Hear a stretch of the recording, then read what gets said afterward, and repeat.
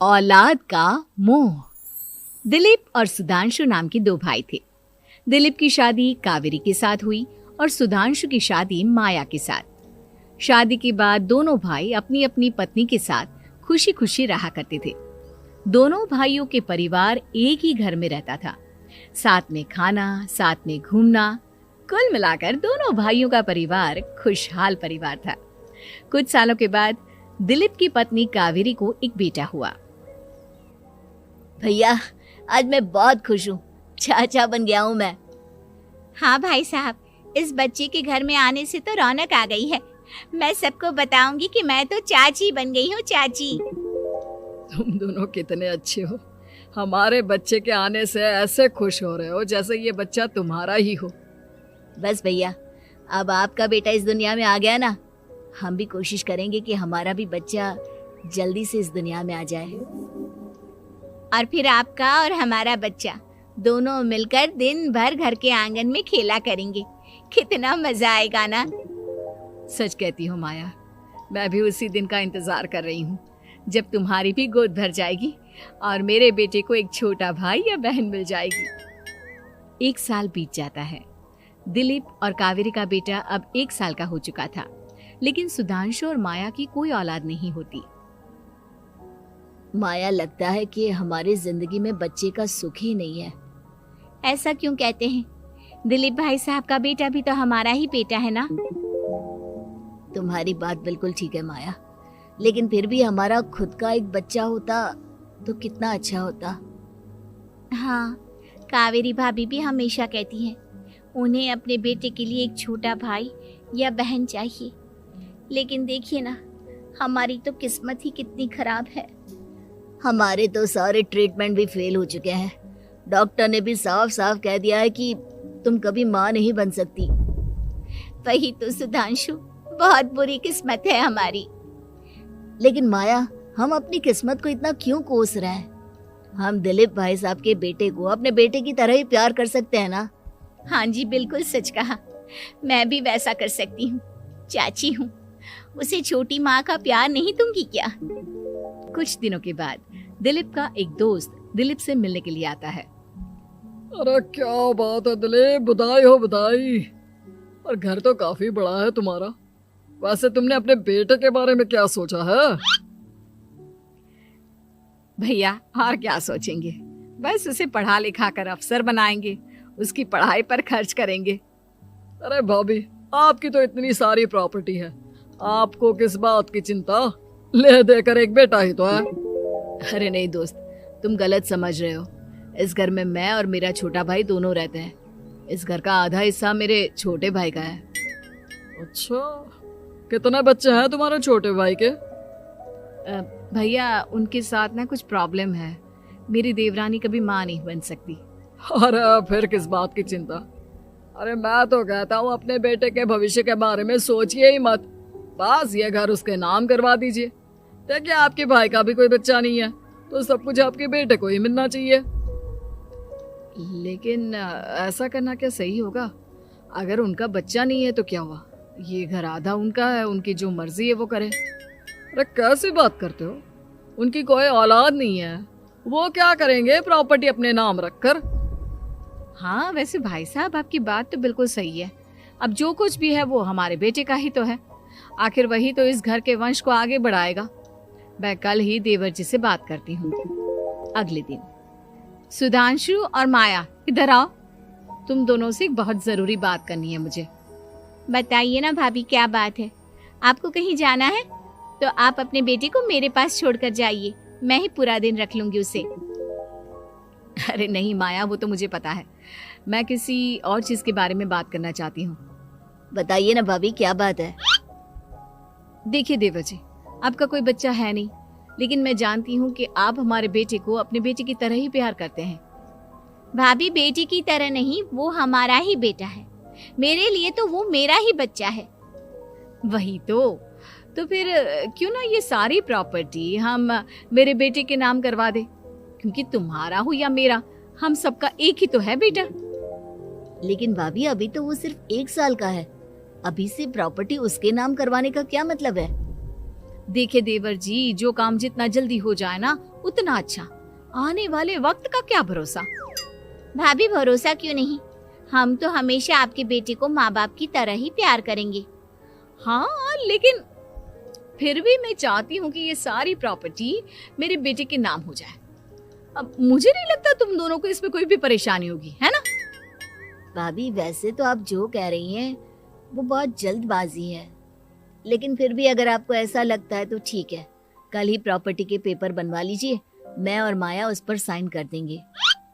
इस तरह से अगले दिन प्रॉपर्टी के पेपर बनवाकर सारी प्रॉपर्टी दिलीप और कावेरी के बेटे के नाम पर करवा दी जाती है। कुछ दिनों के बाद सुधांशु, सुबह सुबह ये कौन लोग आ गए हैं तुम्हारे घर पर? भैया वो ऊपर वाला कमरा खाली पड़ा था ना, सोच रहा था किराएदार रख देता हूँ। लेकिन किराएदार रखने से पहले आपने हमसे पूछा भी नहीं। भाभी इसमें आपसे पूछने वाली क्या बात थी, हमें एक ही कमरे की जरूरत थी, इसलिए सोचा दूसरा कमरा किराए पर दे देते हैं, कुछ इनकम हो जाएगी। अरे माया, ये सारी प्रॉपर्टी अब मेरे बेटे के नाम पर है और यहाँ पर जो कुछ भी होगा उसके लिए तुम्हें मेरी या दिलीप की परमिशन तो लेनी पड़ेगी ना। हाँ सुधांशु, तुम्हारी भाभी ठीक ही तो कह रही है। अब देखो, तुमने खुद अपने हाथों से ये प्रॉपर्टी हमारे बेटे के नाम की है, वह अभी बहुत छोटा है, तो इस घर से रिलेटेड सारे फैसले तुम्हें हमसे पूछ कर लेने चाहिए। भाभी हमें तो लगा था कि आप हम लोगों से बहुत प्यार करती हैं, लेकिन आप तो हमारे साथ भेदभाव करने लगी। अरे इसमें भेदभाव करने वाली क्या बात है? और मैंने कौन सा तुमसे कुछ गलत मांग लिया? अरे ले देकर मेरा बेटा इकलौता इस पूरे वंश का वारिस है, सब कुछ उसके नाम है। तुम्हें इस बात से जलन क्यों हो रही है? भाभी माया को जलन नहीं हो रही, वो तो बस ऐसे ही कह रही थी। सब जानती हूँ मैं, इसकी खुद की तो कोई औलाद पैदा नहीं हुई, बस इसीलिए जब देखो तब मेरे बेटे पर बुरी नजर डालती रहती है। देखो माया, कावेरी तुमसे बड़ी है, वो जैसा कहती है वैसा करो। और वैसे भी इस घर पर अब तुम लोगों का कोई अधिकार नहीं है, वो तो हम लोगों की भलाई समझो जो तुम्हें अभी तक यहाँ रहने दिया है। भैया आप इतने कैसे बदल गए? इस प्रॉपर्टी ने आपके दिल से हमारे लिए प्यार पूरी तरह खत्म कर दिया है क्या? इसी तरह वक्त बीतता जाता है और देखते देखते दिलीप और कावेरी का बेटा प्रणव 25 साल का हो जाता है और उसकी नौकरी लग जाती है। पापा आज मेरा अपॉइंटमेंट लेटर आ गया है, मैंने सिंगापुर में जॉब ज्वाइन कर ली है। लेकिन प्रणव, विदेश में नौकरी करने जाने से पहले तुम्हें कम से कम अपने मम्मी पापा से एक बार पूछना चाहिए था ना। इसमें पूछने वाली क्या बात है माँ, मैं सिंगापुर जाकर जॉब करना चाहता हूँ तो करना चाहता हूँ। देखो प्रणव, हमने तुम्हारे लिए इतनी सारी प्रॉपर्टी यहाँ पर रखी हुई है, उन सब का क्या होगा? यहाँ रहो, बिजनेस करो। सॉरी पापा, मैं यहाँ रहकर कोई बिजनेस नहीं करने वाला, और ये जितनी भी प्रॉपर्टी आपने मेरे लिए संभाल कर रखी है ना, ऐसे ही किसी को दान में दे दीजिए, क्योंकि मैं सिंगापुर से वापस इंडिया आकर कभी नहीं रहने वाला। दिमाग खराब हो गया है तेरा, जानता नहीं तेरी वजह से हमने तेरे चाचा चाची से लड़ाई करके पूरा घर तेरे नाम करवा दिया था। हाँ तो ऐसा करने से पहले आपको सोचना चाहिए था ना। और मम्मा, मैं तो वैसे भी उस वक्त 1 साल का था, मेरा इस मैटर से कोई लेना देना नहीं है। कैसी बात कर रहा है ये लड़का? अरे तेरी वजह से अपने छोटे भाई से दुश्मनी लेकर बैठा हूं मैंने तो उसे घर से भी निकाल दिया। जानता नहीं तू, बाजू वाले घर में एक छोटा सा कमरा किराए पर लेकर रहते हैं तेरे चाचा चाची, और ये सब मैंने तेरे लिए किया। देखिए पापा, आपने जो कुछ भी किया अपने लिए किया। मैंने आपसे कब कहा था कि मुझे ये प्रॉपर्टी और घर चाहिए? और वैसे भी अपने भाई के साथ इस तरह का बिहेव करके आपने कोई अच्छा काम तो किया नहीं।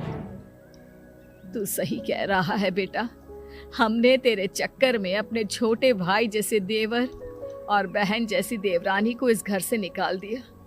बहुत बड़ी गलती हो गई मुझसे। ठीक है मॉम, तो अब आप अपनी गलती सुधारो, लेकिन मुझे तो फॉरेन जाना है, मैं वहीं जाऊंगा। अब आगे क्या करना है ये आपका डिसीजन है। और प्रणव सिंगापुर जॉब करने के लिए चला जाता है। कुछ दिनों के बाद जब दिलीप और कावेरी को अपनी गलती का एहसास होता है तो वो सुधांशु के घर पहुंचती है। सुधांशु, माया, हमें माफ कर दो, हमसे बहुत बड़ी गलती हो गई। क्या हुआ भाभी? आज इतने सालों के बाद अब हम गरीब लोगों के घर क्या करने आई हैं? भाभी, हमने तो खुशी खुशी अपने भतीजे को सब कुछ दे दिया, अब हमारे पास कुछ भी नहीं बचा है। भाई मुझसे बहुत बड़ी गलती हो गई, जो तेरे जैसे भाई को मैंने प्रॉपर्टी के चक्कर में घर से निकाला, और जिसके लिए मैंने ये सब कुछ किया वो खुद ही विदेश चला गया। भैया भाभी, जिस बेटे के लिए आपने हम लोगों को इतनी तकलीफ दी, आपस के प्यार को बिगाड़ा, जब वही आपसे दूर चला गया तो आपको इस बात का एहसास हुआ। लेकिन माफ कीजिए, अब हम आपके साथ रहने के लिए उस घर में नहीं आ सकते। नहीं नहीं माया, ऐसा मत कहो, मुझसे बहुत बड़ी गलती हो गई, प्लीज वापस चलो, मैं वो घर फिर से तुम्हारे नाम कर देती हूँ। भाभी, मैं उस घर का क्या करूंगी? किसके लिए? मेरा कोई बच्चा नहीं, मैं तो बस जिंदगी भर आप लोगों के साथ प्यार से रहना चाहती थी, प्रणव को अपने बेटे की तरह प्यार करना चाहती थी, लेकिन आपने मुझसे वो अधिकार छीन लिया।